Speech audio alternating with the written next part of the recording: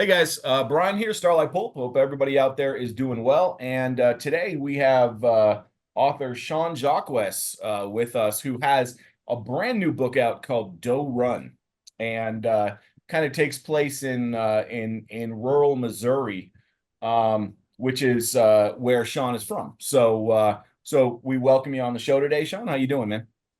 I'm doing great, man. Doing great. Enjoying the summer. It's here. It's warm. Yeah, exactly. Yeah, it's getting here. So you've got this new book. Is it Shotgun Honey? Is that the It is shotgun hunting. Yes. Okay, good. Shotgun Yeah. hunting. So it's out on Shotgun Honey, and is it's just dropping right about now, right? It drops on June 18th. Right. Okay. Yeah. Okay, yeah. Yeah. So by the time this is out, it will be It'll be out. Yeah. You can just get out. it anywhere. You can get it Excellent. anywhere. Yeah. Excellent. Okay, so talk to us a little bit about kind of give your synopsis of the novel Doe Run. All right. So the title itself, Doe Run, it's a town in the Ozarks, kind of near the Missouri Arkansas border. That's where the title comes from. So the setting is the town, and at the time it's November. It's 3 days before deer season opens up. And deer season in Missouri, if you've ever been there, but definitely in this town, it's like Christmas and 4th of July put into one, right? Uh-huh. Everybody's prepping up. They're buying their orange, they're getting their guns, they're getting their ammo. So the setting of the story, 3 days before deer season, a doe run, and there is a guy named Penn. Penn arrives in the town at this time. He grew up in this town. He hasn't been there in 13 years. Right. And the sole reason he came back, not to deer hunt, but he had a kind of an asshole father, and his asshole father had recently died. And Penn's kind of under dire straits. He needs some cash, and he's heard his father had an inheritance. So he rolls back into town. He finds out that his asshole father actually there's no money left. So so now he's sort of stuck. Like I said, he's living kind of a desperate life, sort of secretive, and so he sticks in town around the next couple of days. And he hasn't been there, like I said, in 13 years. And so he reaches out to two people that were in his life when he grew up there. One was his high school flame. Her name was Tara. And he reaches out to his former best friend, whose name's Byron. Now, what's interesting from the time he's left, Mhm. Byron and Tara had actually married, and they had a kid together.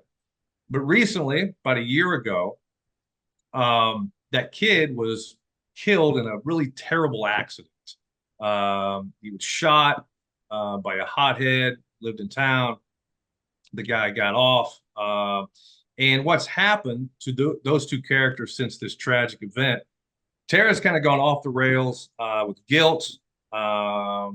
and just repression, and she's turned to God. She's a religious fanatic.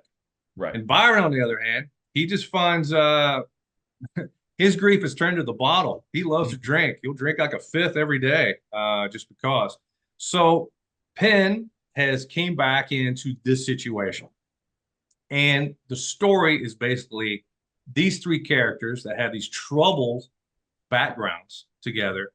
When they spend their time together the next 3 days, it just spirals out of control and chaos ensues. Okay, good. And okay, and so this is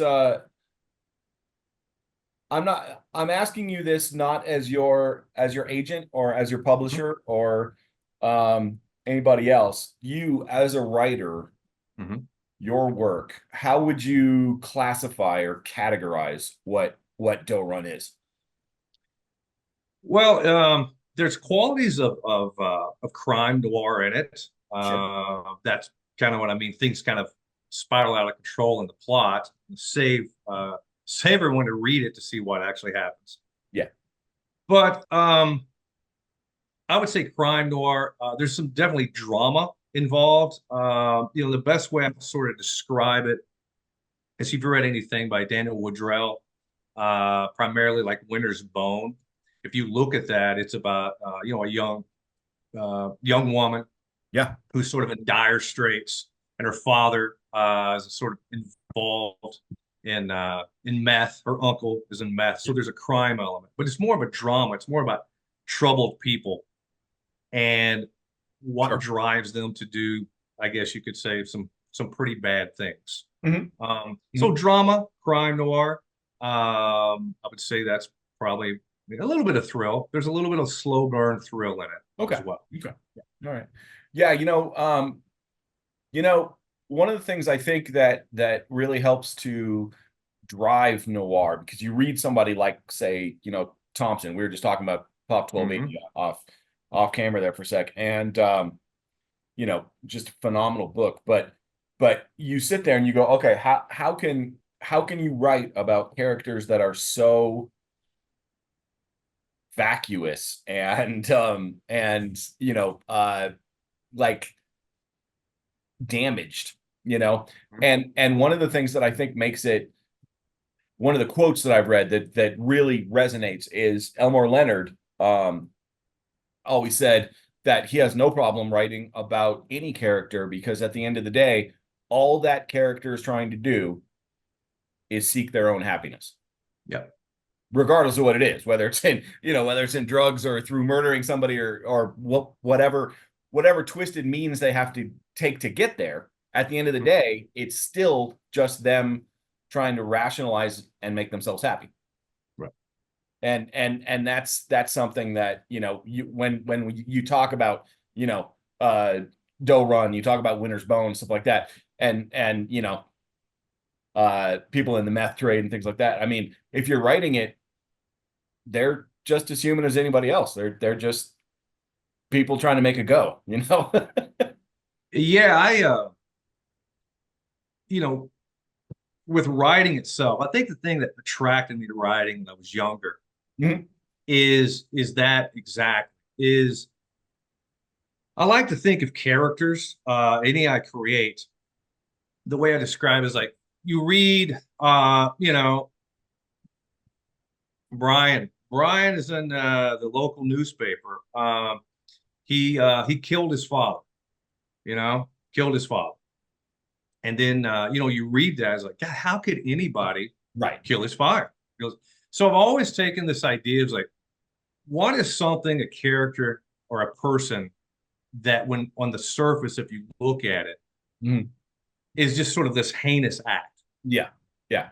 But then you tell the story of that character, you go, I completely understand why they did it.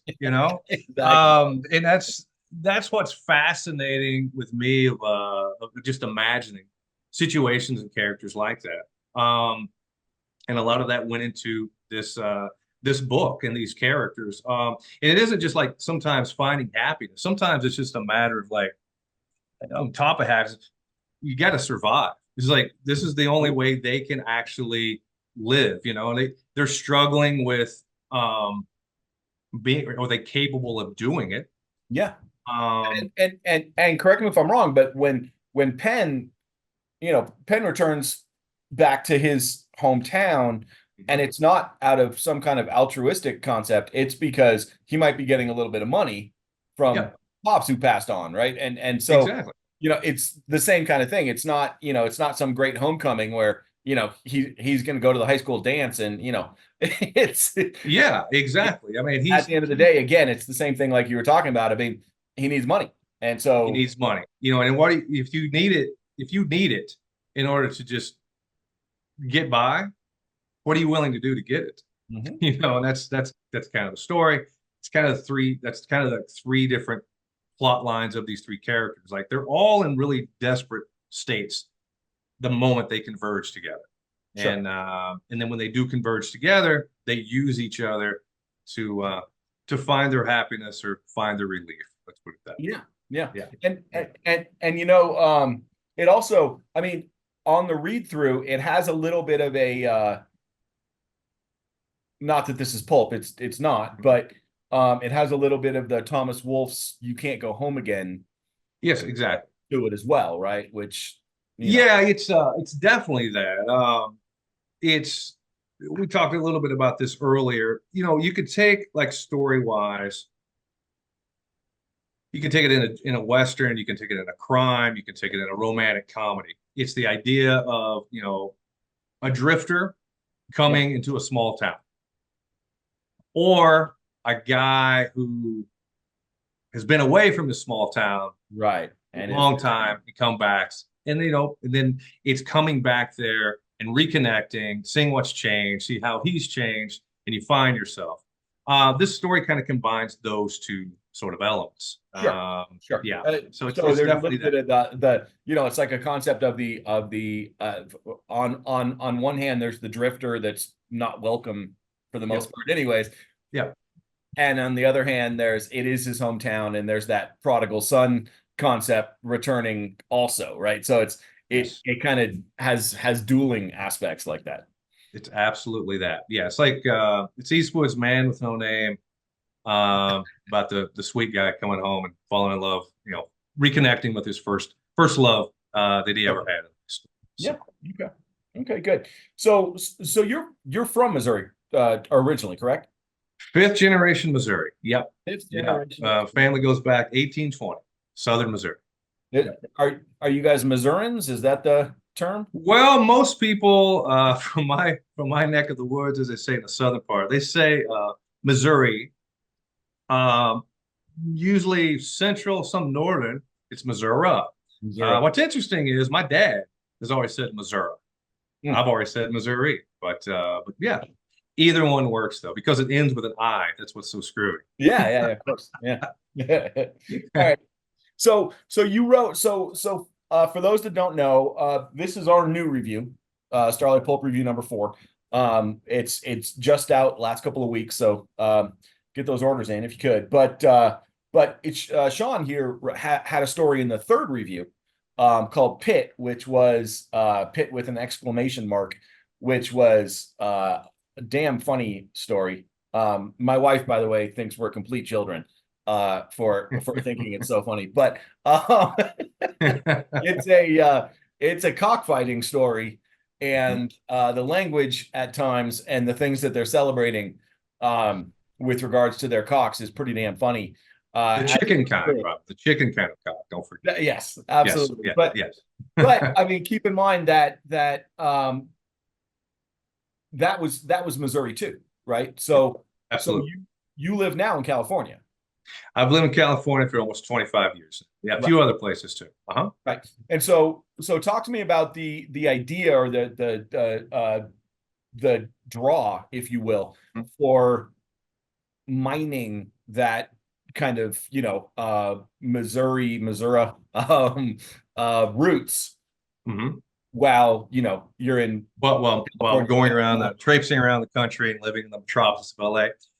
Yeah, the only thing I can really pin it on is it's kind of like what you just said, you can never go home again. Mhm. In my creative life and my imagination, for some reason, I'll always just start thinking of when I grew up, my formative years. I think it's because I was uh, I was the youngest kid of four. I was 8 years younger Right. than my next brother, and we lived out in the country. We lived in the woods, Right. and I was just a wild country boy. I was absolute true freedom. I got to see a lot of things Uh-huh. people didn't get to do. I got a three-wheeler when I was 10. I had a 22 when I was 10. Um, and as I've grown up, I grew up with cars, got Yep. speeding tickets. So growing up, it was just a very interesting time and an interesting place to grow up. So once I've left, I went off to college in Florida, moved off to Chicago, San Francisco, did Albuquerque for a while. Yeah. For some reason in my head, I can never lose who I am from Missouri. It's just in my blood. Like I said, it's a fifth generation thing. It's who I am. I still go back there. I still have family there. So when I draw story ideas, it just comes natural. And I think it just comes from being a child growing up. You know, it's all the memories and the fascination. It's almost like in my head as a grown man now, Missouri's kind of like a fantasy because Right. I'm so far removed to it physically, Sure. Sure. but it's still there. You know, it's still there. It's there in memory. It's there in people I knew, way people speak, things I saw, things you do. And that's really primarily the only reason or cause of why I write about so much Missouri so I can come up with. Yeah. Yeah. Yeah. You know, it's interesting. And I know I'm going to sound like the old guy shouting at clouds here for a minute, but and hopefully I won't drag you into that too. But you talk about your growing up in Missouri and just growing up in general, Yeah. we are of that, in my opinion, Mhm. very very, very kind of proud and happy group that got to grow up without cell phones and Oh social media. yeah, absolutely. Yeah. And And it's that's a big reason, man. We're dinosaurs, basically. yeah, We're dinosaurs. but Yeah. but my point was, Yeah. just like you grew up and I grew up the same way. It was like you you left in the morning and you packed some lunch with you or you didn't and you figured it out and you came home when Yep. it was dark or near dark and that was And you did stuff, yeah, you did stuff. absolutely. Yeah. You got into all sorts of tomfoolery that Yeah. Yeah. you You know. had adventure. Yeah, Every day was an adventure because there was, stuff to do. yeah, There was stuff to do yeah, instead of just and being stuck in this insular world. yeah, and it's so interesting, it's to see these kids that have grown up and you have kids and and Absolutely. and I have Mhm. a son who's 21, he'll be 22 soon, and I'm just so happy we didn't have to grow up with that, you know. Yeah. I Yeah. really am. I mean, I know it sounds crazy, and then don't get me wrong, there's plenty of things social media does that are great. Yep. Um, we use it on a day-to-day basis, okay, Hmm. for Starlight. So Yeah. I mean, I 100% there. It's just, man, the way that kids just get the whole concept that they don't have to leave the house Yeah. because they Yeah. have their phones is so disturbing to me. It's well, as we mentioned, I teach high school, and it's I would say if you talk to any student I've taught, if you ask them, "Hey, what's Mr. Jacobs? What's his biggest pet peeve?" Uh-huh. And they're like, "Oh, cell phone. He just wants to crush them."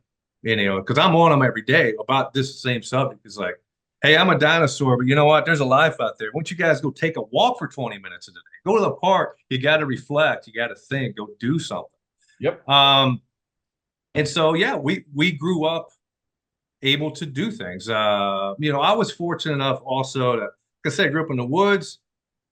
We had a farm, had all kinds of animals. A lot of this book goes into the idea of hunting. I mean, I grew up hunting. Hunting is a big thing with me.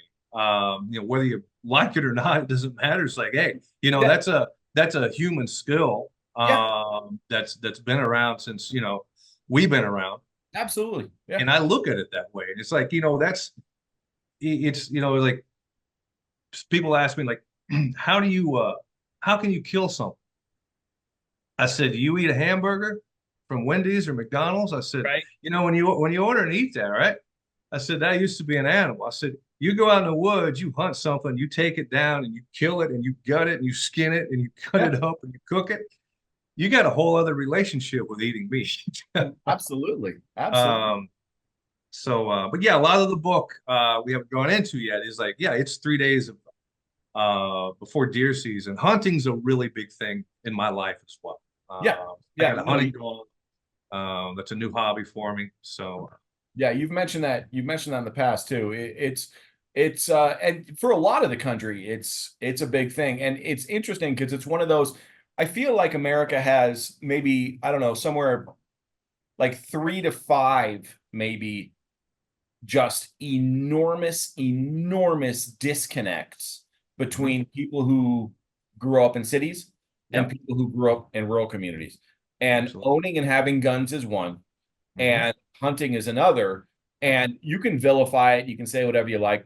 I don't care one way or the other. I'm Yeah, certainly here to do that. But it's when one side grows up with it and the other side does not, it's very difficult for the one side to understand the other one when it's just literally a way of life. And so, exactly.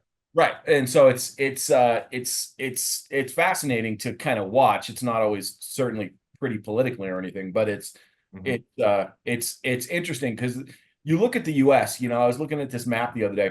This is off topic, I apologize, but I was looking at this map the other day and it had the state of Texas placed over Western Europe. And it's like Yeah. 3/4 of Western Europe. And It's huge. Texas just is huge. Yeah, that's it just is. Texas. And California is just as big. And Yep. It's absolutely. so the thing that people don't get about the US is it's so enormous. And so to govern it is just insane because North Dakota and South Dakota are so drastically different from Philadelphia. It's it's Absolutely. it's not even funny, in Seattle versus, Montgomery, Alabama. I mean, it's just shocking Yeah. No, how you're how right. how You're how, right. how different it is. And it's not that they're wrong in Seattle, and it's not that they're wrong in Montgomery. It's just they're entirely different places. And Yeah. so America's this fascinating concept that way. And so when you write about Doe Run Hmm. and you write about rural Missouri like this, I love it because I've had the experience of both, which has been just fantastic. Most people don't believe me when I say this, but I swear to God it's true. You can ask my mom. She's still around. And so the uh I grew up in LA, so everybody thinks LA city, blah blah blah. But I grew Yeah. up in Brentwood, Santa Monica border, and we had not only an enormous backyard, huge backyard, but behind the backyard was a creek that ran many blocks that was filled with every type of flora imaginable and ivy and everything else. And the creek had crawdads and crawfish in it. Crawdads. You So, catch right. them. And Great so, stuff. so Yeah. I grew up a quote unquote city kid, but I was out there, unfortunately playing baseball and things like that with Yeah. crawdads. When I What you do? You didn't have a phone. Come on. right, exactly. And so, it's just one of those things that there's we stereotype so much when it comes to Mhm.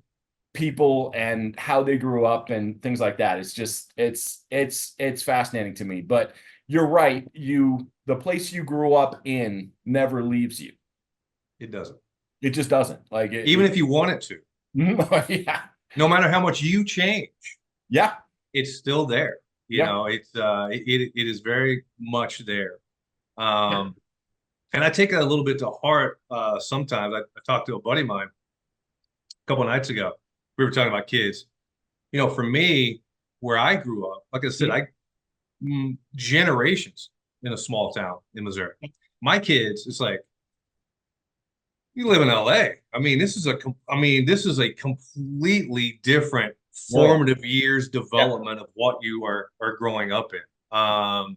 Which is it'd be interesting to see how they develop into adults, Absolutely. and how Absolutely. they'll look at Absolutely. living here. So yeah, Absolutely. it And never leaves you. as we were talking about that earlier, the thing that my head was jumping to as I'm talking about cell phones and such was the books that we write and the Hmm. stories we write are oftentimes based on our childhood or things that we experienced, things we saw, things we heard about, whatever it might be. Uh, for this generation, Hmm. it's going to be really interesting to Hmm. see what they put forth What they because come up with. Yeah. if you spend your whole childhood on your phone, all you're really doing is watching other people, Yeah. right? And it's like, I don't know what you think about when you write stories. Like one thing we should mention about Doe Run, it takes place in 1993. That's right. Anything I really like to dig in and write, it isn't just childhood memories of place. Like I literally don't know how to write about modern day because it just is so boring. Like everything is on the phone, especially if you're kind of like trying to do crime. I'm I, like, I've everything's surveillance, everything is on the. I'm like, everything. this is just boring. So I don't Everything. write Yeah. stories with, if it's a phone, it's going to be either a rotary phone at home or it's going to be the old school cell phones or with a beeper. Yeah. No Yeah. smartphone. I literally don't know how to write stories about I'm not I agree with you because it. I've mentioned this before, I think. So if I'm repeating myself, I apologize, but that's one of the reasons why like with the Sunny character, it's early 50s. And I write that for a reason. I wasn't around in the early 50s, but I don't have to worry about cell phones. I don't have to worry about You have to put them in there. Yeah. GPS and tracking, and I don't want to. That's the thing. I don't I don't It's want to boring. about It's that. It is. boring, It is. If you're gonna put And a the other PI thing, or something, let him trail somebody. Let him yeah, what is this person doing? I don't want to just put a tracker on them and exactly. oh, okay, or Yeah. go up on the internet oh, this is who this And, person is. and I know both of us have at least some experience writing westerns, and Yeah, that's even more so. It's like, even more. you might leave your house and not come back for 3 months. Exactly. Yeah, So and I find that more fascinating. I click to it. yeah, So totally agree. Totally agree. So you mentioned in the lead up to this, you mentioned that Doe Run originally was a screenplay. yeah, so I'll go a little deep on this, and I'll start with the setting is 1993. Right. Okay, of this story. So, my background as a writer, Doe Run is my first novel, it's my debut novel, and I'm kind of an old dude, we talked about this. I'm a dinosaur, but it doesn't mean it's my first thing I've ever written. Sure. So I started writing, 30 years ago. The first things I started writing were screenplays, plays, little poetry, and I was teaching myself basically how to write story, how to develop characters, but I was putting it in the structure of screenplays. Right. So as I was traipsing around the United States trying to figure out what I was wanting to do, I always figured if I ever write anything good, I'm going to move to LA and Uh-huh. try to crack in the film business because it's just kind Sure. of like my motivation. So Doe Run, I wrote the screenplay, the story, the characters, the plot, kind of what happens. I wrote that in the mid to late 90s. And after I finished it, I felt, hey, this is actually pretty good. People read it as wow, this is kind of really original. It's different. It's crime, but it's drama. It's thriller. The characters are great. The setting, the deer hunting. It had a lot of stuff going And on for and it. and correct me if I'm wrong, that was, if you're talking late 90s, the rural southern noir uh whole Peaking. genre was right. It was a little bit before that. It was just hitting. So Yeah, um it was just hitting and it carried all the way into early, yeah. Yeah. early 2000s. And and it's those movies sort of influenced sort of what I was wanting to do with style and sort of tone. Hmm. So so it's all right, man, let's go to LA. So I moved here to LA. I had $1,000. I drove in a Chevy S10. I was in a wreck on Cajon Pass. I didn't even make it to LA, but that's the first chain of Yeah. traffic. I'm Yeah. like, damn, man, this is what LA traffic is, man. I got sideswiped. So, I spent a couple of years traipsing around Hollywood trying to get somebody to read something. Nobody reads in this town. Nobody. Yeah. They just don't. No. So I was taking temporary jobs. It's you know what? I'm gonna just get my foot in the door with a producer, Sure. studios, Yeah. and cut short, I got a temp job at Miramax. And this is when Miramax was starting to really blow. Shakespeare in Love. It's really going off. Right. So what ended up happening is I submitted Doe Run. Went to work for them. I submitted it under a different name. I wanted it just, hey, I just want it on its own merits. I don't want, hey, Sean wrote it. So, but anyway, the trade execs, they responded well. You know, they didn't want to buy it. They thought it was a little small for them. They want to make bigger movies, but they really liked the writing. So they helped me get an agent.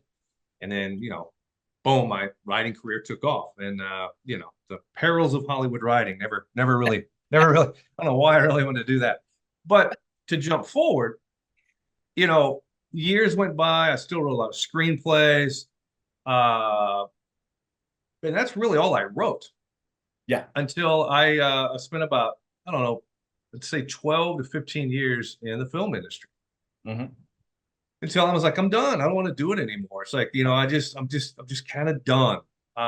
So after I left, you know, I still like, well, shit, I write.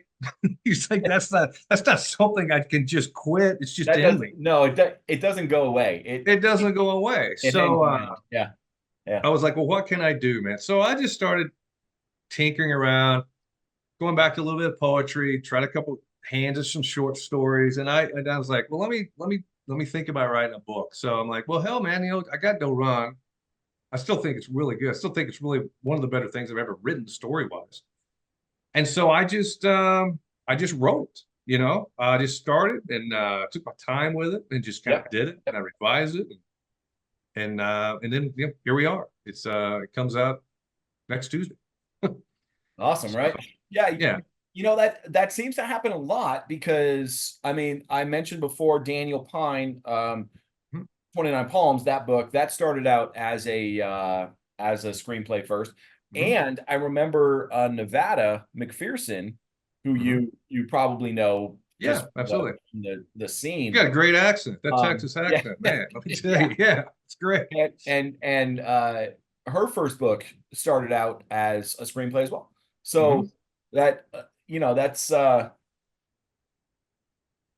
and James Whelpley pointed out in the introduction to Truck Full of Zeros when it was put back out.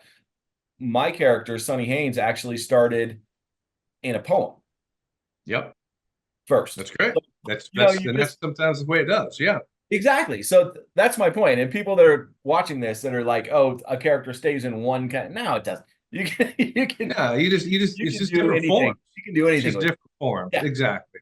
And poems, uh, and screenplays, fiction, I shorts. believe McCarthy wrote No Country for Old Men originally as a screenplay. Interesting. Then he turned it into a novel, and then he let the Coen brothers write the screenplay after Yeah, that. exactly. And they did it. They That's did, why it's so cinematic.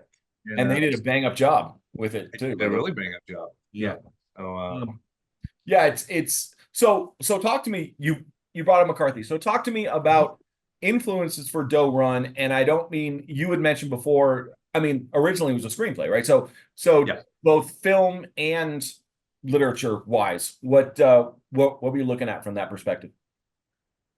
Well, you know, just a story and character and theme and style and you know, crime and all these things. Um, you know, it's like I think it goes back to my upbringing. Um, one of my favorite directors, movie directors of all Uh-huh. time, Peck and Paul. And I saw The Getaway at a drive-in when I Yeah, was like 5, you know. awesome. Now I don't know if that's really, you know, today's times like, how dare you would take a kid to a drive-in, first of all, but I'm like, you know what? That's just what you do. Sean, Um, I just want to throw out there, yeah, I saw Jaws when I was 6 in the yeah, theater, there you go, man. and I Yeah. pretty much didn't go into the water for a number of years. Well, okay, there you go. It's okay though. You lived, you got through Exactly. it. Your Exactly. trauma, you Exactly. got through your trauma, right? Um, so I think, you know, as a sort of a sort of a nucleus that sort of starts where my influences are. It's movies, it's crime movies, it was war movies, it was westerns. I used to watch all the westerns as a kid Oh, me growing too. up. Me You know, too. it's just it's gunplay, it's tough guys, it's action, Yeah. um, but a lot of like story of the guy, right? The Yeah. story of the guy. You know, Clint Eastwood, man's no name. It is who is he? Well, we kind of find out a little bit about him, A but little bit. Yep. not really. So I think that was a big influence of what came out of me as an adult, of what I tap into. Now, book wise, story wise, um, I wouldn't say I had any. it's hard to deem like, hey, I want to write like that writer. But again, these sort of things we talked about Jim Thompson. I think the Yeah. first time, no, The Getaway was based on his book. Oh, without question. Yeah. Yeah, as a kid, in my teens, I read Pop 1280. Like I said, I hadn't read it in 30 years until last Right. week. I'm like, oh my God, I thought I understood it as a kid. And it blew Wow, me it's a away. crazy book. Yeah. But I would read Jim Thompson, because they're short and it had to do about, yeah, these deep psychological characters Oh that yeah. were in crime and the worlds were sort of unique and, the conflicts and the relationships. And so Um, many of his characters are so damaged. They're so just so damaged. yeah. Yeah. And it goes back to that. I just like the idea of like, how far can I get into damaged characters? Mhm. And I think part of that is I do have a background in acting. Like, I never did anything creatively until I guess I was around 21 years old. I was going Okay. to college. I was a finance major. I Okay. took a summer class, a business summer class. I'm a year away from graduating. I didn't understand anything on the first day. And so I walked out of that class and I went to the theater department. I was like, "Hey man, what do I got to do to change my major?"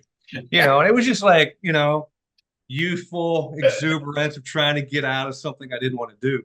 But I Yeah. ended up taking some acting classes, and Uh-huh. I kind of had a natural act to it, but it was more like that just like, wow, my imagination, and it had to do with characterization. And it was like, okay, what's wrong with this character? Sure. And I think, from those early days of watching those kinds of movies, watching reading a little bit of Thompson, when I segue into acting, you read some of the classics like from Eugene O'Neill or Tennessee Williams. I mean, you talk about some damaged people. Now they're not Yeah. always criminals, but they're just so damaged, right? Yeah. Yeah. Really got into just Damaged a people, lot. by the way, damaged people make for really good drama. That's what I was saying. Yeah, just try to get into the psychology Yeah. of characters and people like that. And that's really what was the springboard Sure. of combining sort of crime and action, tough guys into really weird, damaged people with Thompson. And then when I really started looking at acting and characters and how to portray them, like really analyzing characters, that's what sprung me. And I think that was the big influence. And then when I started like writing things like Doe Run, we talked about at the time, there were so many interesting movies. Um, another one like, I talked about Winter's Bone as a book, when I was trying to describe the genre of Doe Run. How would you describe the genre of Sling Blade? What you that movie? Like, what is that? It's like you got some like whack job with a sling blade, and he ends up killing him. But it's really not crime. It's just a damaged person Yeah. that does something. And on the surface, if you read it, like, oh my God, was it Carl? Like, Yeah. oh my God, he killed, like, it's like, and he kills Dwight Yoakam at the end with a what was it, a lawnmower blade in the head. Like, wow. But then if you know the story of Sling Blade, oh my God, that's great. So things like Sling Blade, again, it's rural setting, that's Arkansas.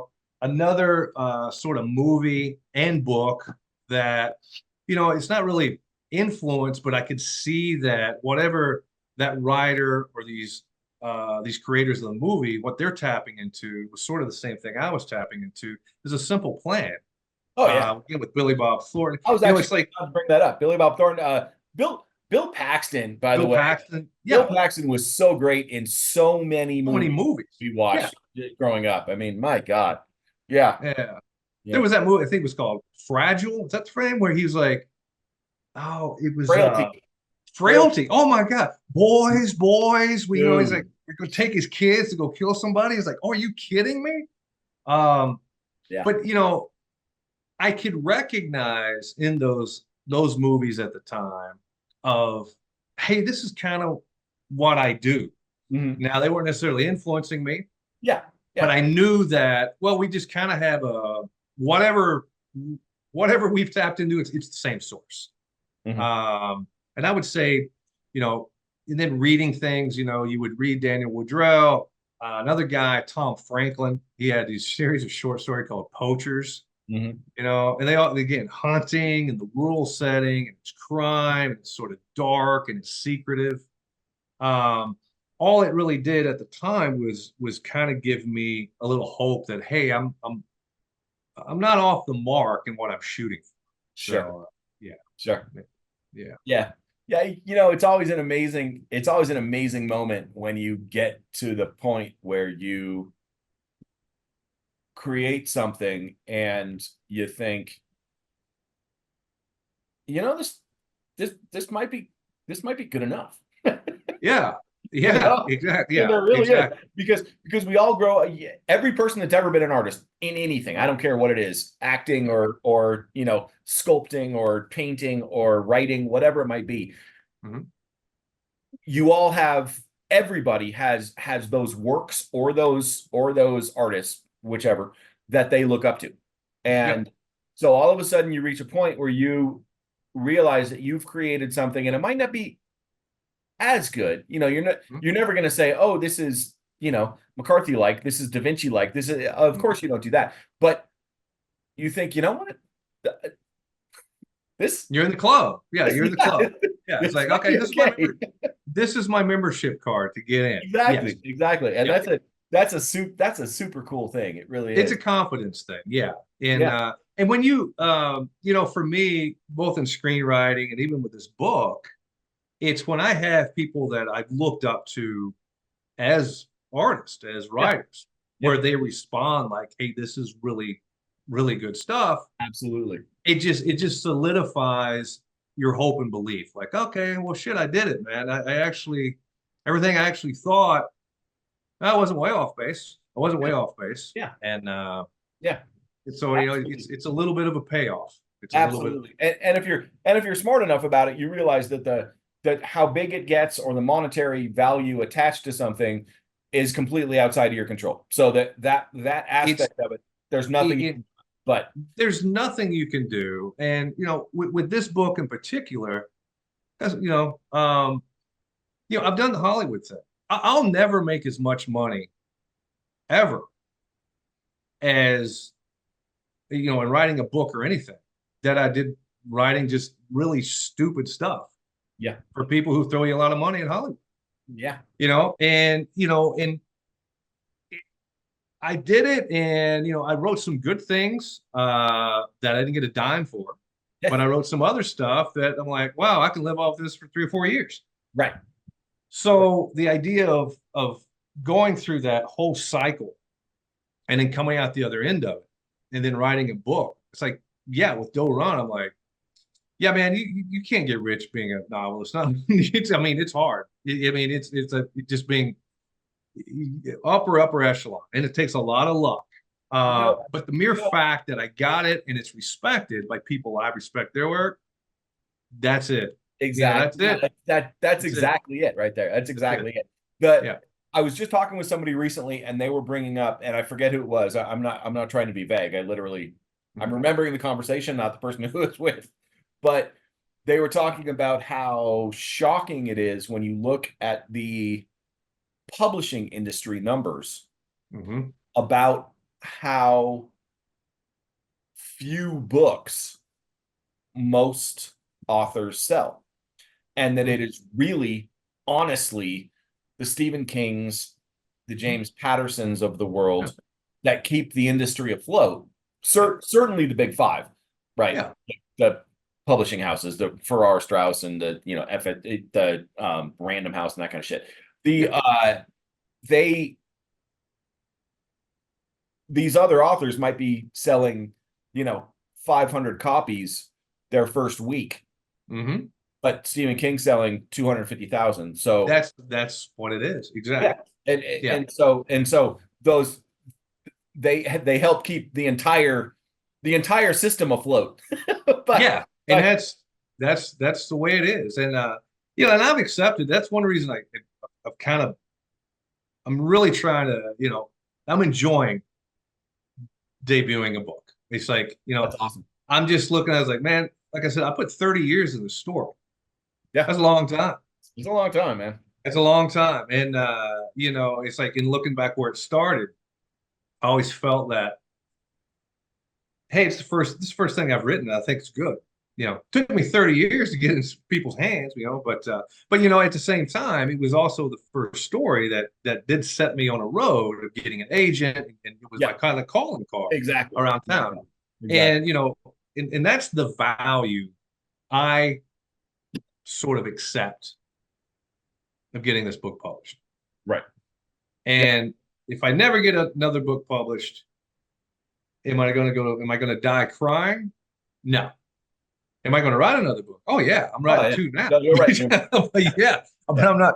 But it's more of the what is the end game? What is the goal? And I've sort of like going back to is like finishing it, getting it published, and it being respected by people that I respect their work. And I'm like, that's the goal. That's it. That's all I can really ask for. It's so big. Um, Yeah. yeah, I've got I got a job, I got a house, I got my kids, I'm fine. And I look at writing and whatever happens to it is like, man, that's just a cherry. That's just a cherry on everything else. So uh, All right, that's man. the way I look at writing now. Yep.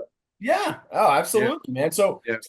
so here's something I want to bring up just because I always think it's so I love talking with other writers just because I love all of the things like you brought up many authors today. Mhm. And some of them are Southern rural noir folks, some Mhm. are crime writers, some are not crime writers at all. And Mhm. everybody has their own kind of lexicon, right? Their own group Mhm. of these people that they look up to um as artists or writers, whatever it might be. Uh and and so I'm wondering, it's kind of the same way when we sit down to write something. There's all these rules that we're given, right? There's Mhm. all these rules. And then some people break them, some people don't. Elmore Leonard has put out his writing rules, which I always think are kind of funny because I feel like I break at least half of them all the time. Mhm. Uh, but there are certain things that some writers do that are, some will write only in third person, some will write only in first, some will mix it. Like I mentioned earlier, James Lee Burke Mhm. with the Dave Mhm. Robichaux books, anytime it's a Dave Robichaux scene, he's in first person. But the moment he goes out of that, he's in third person. Like that's how he writes that, and that's cool. Um, you know, and then you've got Cormac McCarthy, who spent a career entirely allergic to quotation marks. Mhm. Um, and and then you've got James Elroy hating, hating Cormac McCarthy Mhm. because he didn't use quotation marks. Yeah. Uh, which I Yeah. think is hilarious. And Yeah. so what are some rules that are out there that you find yourself adhering to at times, and then also maybe one or two that you just don't worry about at all? Oh, um, I don't care about any rules, Richard, to be honest with you. Now I have I guess it's more I have these sort of subconscious rules when it relates to the style of a piece that you're writing. We've talked a little bit about poetry, right? Yeah. So I've dabbled in poetry. It was the first thing I ever wrote was poetry when I really started writing because I felt like, wow, I can play with language. I can play with lines and break Yep. things apart You change the meaning and just by play. by the Yeah, line. Yeah. and just play, right? And now when you take that into writing different forms, whether it be a screenplay has its own form, has rules, you can break those as well. But Mhm. when it comes to prose, I look at it as whatever fits the story that you're telling, the style Sure. that you want to express, and you want the reader to sort of like infer meaning from that style. Mhm. Elroy, yeah, you talk about Elroy. It's like, God, does he have any rules? I mean, like the words and his staccato, but it's all style. Yeah. And it takes a while, you're layman reader, like, Oh, oh my yeah. God, what is this? Yeah. But I, if you, I mean, for example, Sean, I always tell people who are either into Westerns, but they're Mhm. not big readers to not, don't even bother with Blood Meridian. Like, they're like, oh, I've oh heard about yeah, the book. And I'm like, no, just, yeah, I mean, just that is don't. just, And that's not a reflection on their intelligence or anything else. It's no, just, if it is, it's like reading a religious tome. it is. It's It not absolutely it's is. not easy, and so you have to go into it with, this is not Zane Grey and Louis L'Amour. This is Yep. something incredibly different, and you really need to be into it for the exploration Yeah. of the words, the story, the narrative, all of it, not just what's going to happen next, because that's not the book for you, and Yeah. and Yeah. yeah, and so that's one of those where, you sit there and go, I mean, McCarthy broke so many rules, and he had almost a blatant disregard for them. He said in one interview that he wanted to make sure wanted to make sure the readers were paying attention. Yeah. Yeah. I agree with that. Because if readers, like if you're into the book, like if you're in it, it's Yeah, almost like music. If you're going with the rhythm, right. oh my God, you're in it. I Yeah, mean, you're in it. It doesn't matter what the rhythm is.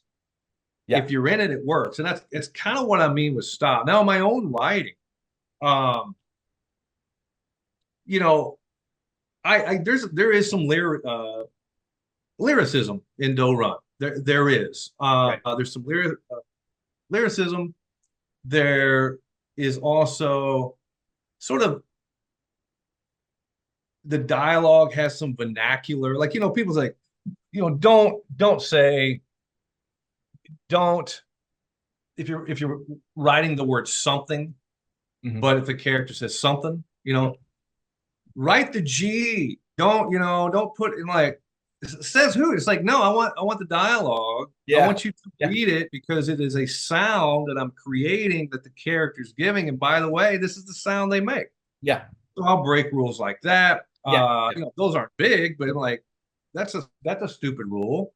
No, Uh, I do that too. One of Leonard's rules that I always find interesting, and some writers adhere to it totally, is that one about how he said, she said, like everything is, the dialogue tags, yeah. it, I it, don't always even if they ask a question, he'll say yeah, he said as opposed yeah, to he asked, which I yes. personally just don't get. If it's a question mark, it's a fucking question mark. Like, It's a question mark. he Yeah. asked. And yeah, and I break those rules. It's like, some people say like, no, you say she says, and then you can, modify it with how the person said it. Right, sure, I'm sure. like, well, not necessarily. It's like if the character says something with an intention of being humorous, Right. I have no problem saying it, comma, he chuckled. I don't Mhm. have to say he Yeah. says chuckling. I'm like, whatever, man. Yeah. Um, and Hey, I also, I've written stories where I like playing with it. I'll yeah, I do too. sometimes it's present tense. Hmm. Sometimes you write past tense. It Yeah, depends on what the story is. Like in absolutely. screenwriting, sort of the rule is like always write present tense, like it's Present. happening in front of you. Yeah. And for prose, there's certain stories. I think stories that the pace is a little quicker, Hmm. that I think present tense actually helps it. So Oh, I I'll do write too. a story that I way. do too. Yeah. Yeah. But if it's more like a more objective Yeah. story that well, let's do past tense. Yeah. I've written a story that I did both. I did both. It's like there's an immediacy of a guy, and then there's a small flashback, but I Mhm. write that in past tense, and then Sure. that's sort of like, but it serves the Sure. story that I'm telling, it Sure. serves it. So if you Um, like if you're writing, say you're writing DOA, the old noir film. I don't yeah, know, DOA, Yeah, I've or seen both of them. The one also with oh, Quaid. Yeah, I haven't seen the new one with John Doe. I want to see that. But yeah, but the old one, the 50s one, yep, DOA, or like Frank with Jason Statham, right? yes, absolutely, yep, If you're writing something like that where or even Speed, the Keanu Reeves yep. vehicle, Boom, that boom, boom, boom, that's boom. one where it makes sense to write that in present tense because the timing is so important in that Yes. movie. Everything is based on the timing. Hmm. So that kind of necessary propulsion moving forward the entire time actually helps it. Yeah. Whereas, like like in the novella I'm writing right now, I started the very first scene is in present tense, but then it picks up 6 years later and everything's in past tense. And Yeah. again, it was a very particular thing I wanted to set because that's what fit for. It's what fits. Mhm. Yeah. The same way with you mentioned novella. I said the only really rule that it's a rule you gotta sometimes adhere to is length. Like you got the novellas that you write, and I know Starlight's going to do some novellas, but there's not a lot of people who wanting to do novellas. So, one rule is like, well, if you're gonna write a novel, man, it's like you cannot have less than 50,000 words. Like, I well, know. I and hate those are it so things much, that, man. But yeah, I know. yeah, those are tough rules sometimes. I know. It, I don't adhere to chapter length. I mean, uh, Faulkner didn't. I mean, it's right, like, right, you'll have a sentence as a chapter right. sometimes. Well, I mean, and I mean James Patterson, who Hmm. say what you want about the guy, he's sold Yeah, more books than God. exactly. But um he's famous for like 1 to 2 page chapters. Yep, Like you'll finish a 270 page book and there'll be 130 chapters. It's like, exactly. oh, And that's fine. It's fine. Some people don't have chapters. They yeah, and don't it even really have moves that. it moves things along very quickly. Yeah, Now, say what you want about the writing, that's up to each yeah, individual reader, but the there are not tricks. Tricks isn't the right word to use, but techniques that you can use that help further the yeah, narrative that you're trying to get along. And yeah. And I think that's the artist eye as a writer. yeah, I think if you develop it, you know, if you know what the rules are, but you know how to stylize the phrase, the paragraph, the yeah, chapter right. that best serves the pacing, the characterization, the style, then that's your total choice as an artist. I mean, that's Absolutely. that's just it just is. And And it's I'm also one fine. of those things. It's also one of those things, Sean, that you get better at as you get more experience doing it. Like Exactly. it's one of those things Exactly. you can't duplicate it. You have to just keep writing and then realize, hey, wait a minute. If I do this here, Yes. I can change this. Okay, Yes. but you only do that by By actually doing it. Yeah. by doing it. It's That's just it. it's a lot of repetition and experimenting. It's like, it's just experimenting. The only, I got one other thing, with style when it comes to screenplays, sort of one of the greatest examples is Sunset Boulevard, right?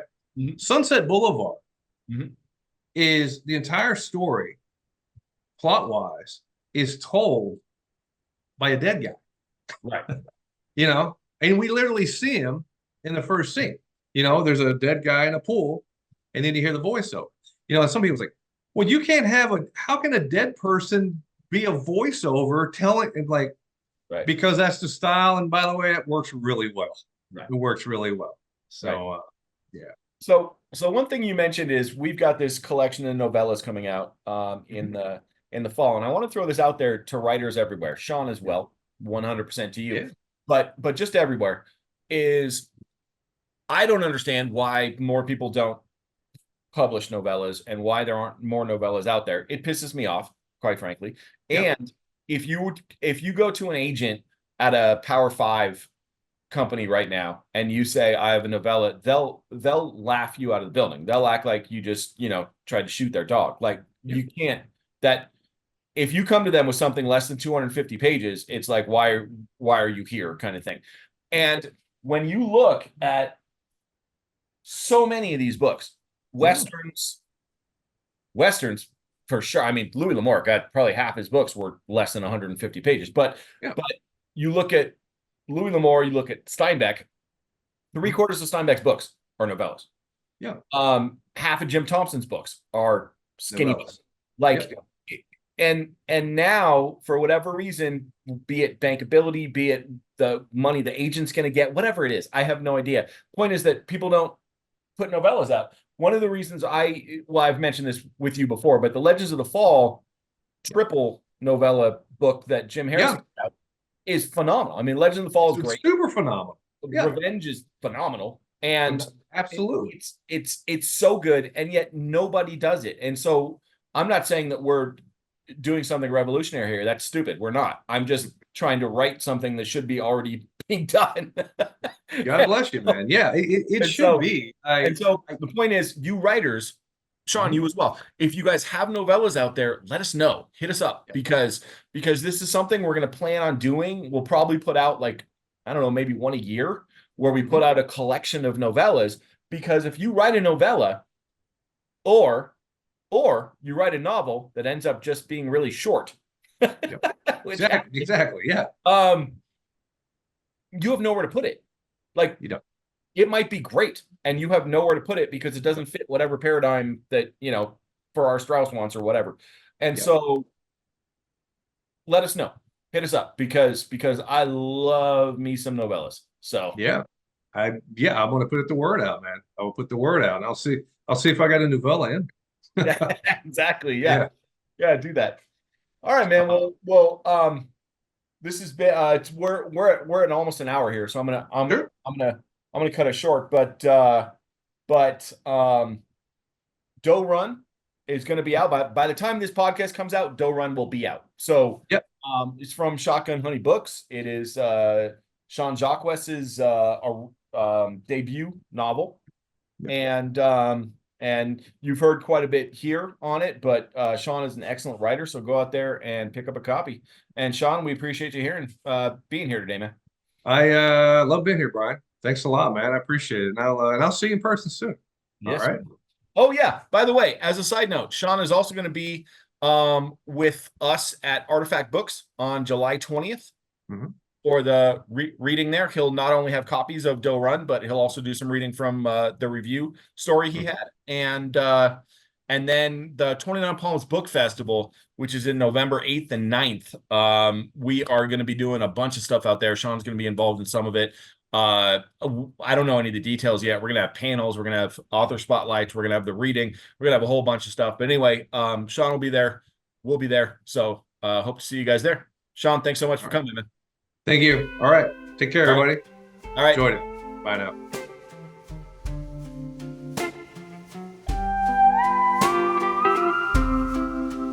In this topsy-turvy